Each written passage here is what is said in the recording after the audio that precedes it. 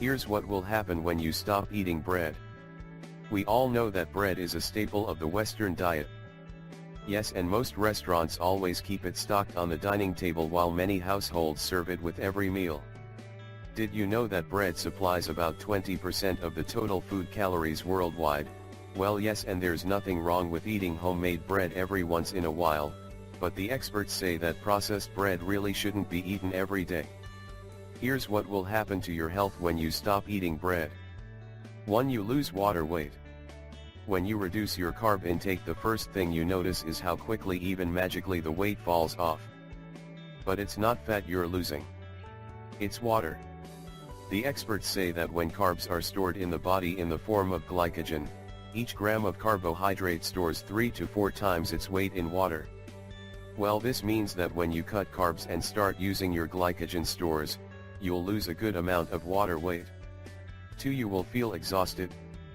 First, you should know that carbs are the brain's main source of energy. And the experts say that when a person cuts down on carbs, the brain is running on fumes, especially as glycogen stores get low and become depleted. Eventually, once all that glycogen is gone, your body breaks down fat and runs off of little carbon fragments called ketones.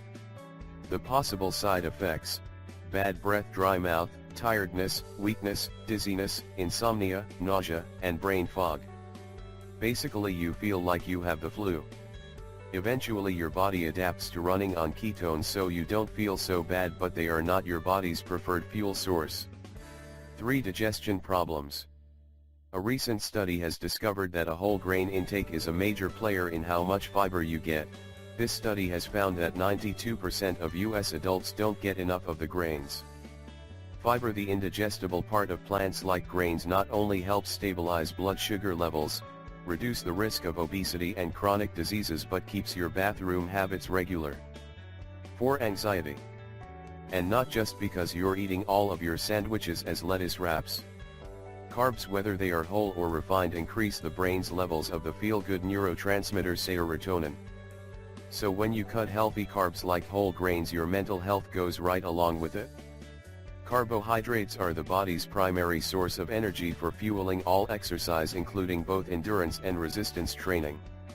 Well, this means one thing: if you cut on carbs, your energy will drop. Decrease your levels of your body's stored carbohydrates, and your ability to produce force and power will decrease.